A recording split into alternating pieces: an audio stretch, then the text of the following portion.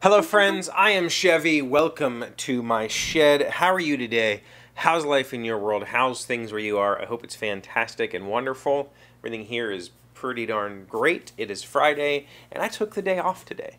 My job gives me a ridiculous amount of time off, and I don't know how to use it all. And we had, well, for a long time, we've had float days.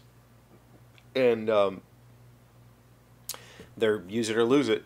So I had a day I had to use before July 1st, and so I decided to just take today, even though I only worked 3 days this week. And it worked out because I had some things I needed to do. My sister needed me to cut her grass. I was going to do that yesterday, but I decided to do it this morning when it was only 70 instead of 80, 90, like it was going to be this afternoon. And she called me last night and said, if you're going to go over in the morning, will you stop and get hot dogs? Now, we have this place in Fairmont called Yan's. If you've never... You could have driven past the building 1,000 times and not known that there was a hot dog stand called Yan's. There's no signs, there's no information, there's no nothing. And it's been there... I don't know how long. I don't know when Yan first opened his hot dog stand. Russell Yan was the man who started started Yan's hot dogs, and I can remember getting them when I was a kid. So I'm assuming that that was there long before I was before I was born. So at least 40 years or something. Well, Russell died last year, and it was a pretty sad day. Like his food was beloved by thousands in this area.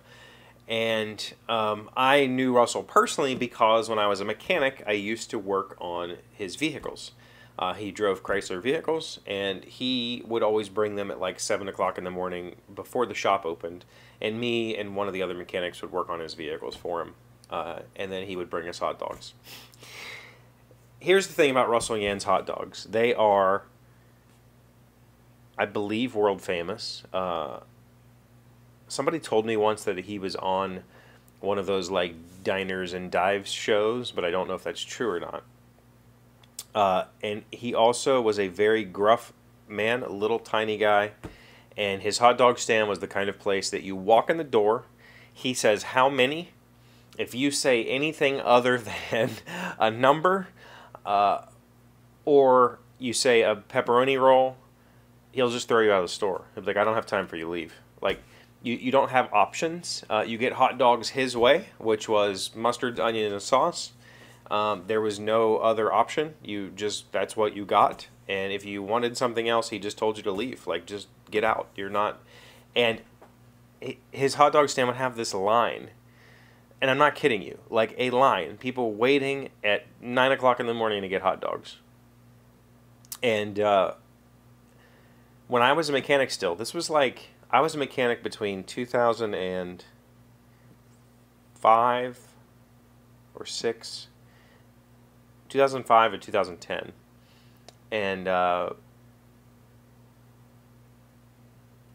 he retired, quote, retired during that time, and he said he was retiring, he was only going to open the shop for a couple of hours every day, and he would sell 100 dozen hot dogs, and whenever he sold 100 dozen, that was it. He'd close the door and go home.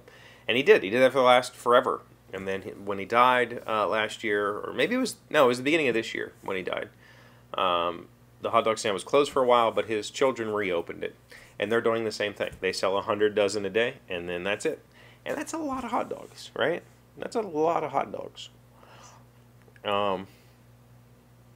And they're really good. They're really an acquired taste. They are very spicy. They're also kind of sweet. And I don't know, something special about them that keeps people coming. But if you go there, I got there this morning at like 8:15, and it was fine. If you get there between like 9:30 to 10, you're going to be waiting in line until they sell out. There won't be any more. You just stand there. It's kind of crazy. But anyway, so I had those, and then went and cut grass. And then because I had the day off, I was like, I'm going to go to Walmart and pick up Mario Golf for Nintendo Switch. Brand new Mario Golf game came out today. It introduces some new modes like Speed Golf and Battle Golf, which is pretty cool. And me and Em have been playing it quite a bit today. I haven't even started Adventure Mode. I haven't played very much of the Battle Golf or the Speed Golf. We've just been playing golf because we enjoyed playing golf games. We used to play... there's a pack of like backgammon and card game type stuff that you can buy. I forget what it's called, but there was a golf game on there we used to play quite a bit of. So just something, you know, like a little couch game that we can pass the controller back and forth and play. And I've been really enjoying my time with that. So it ended up being a pretty damn good day to take the day off. I got Yan's hot dogs, which I haven't had. I always forget about them. Like, it's another one of those local places that I completely forget about every time I want food. And it's an option, but you got to get there early, right? So the only way I can eat it is if I'm not working. If I'm taking the day off and they're only open 4 days a week, it's the only time I can have Yan's dogs.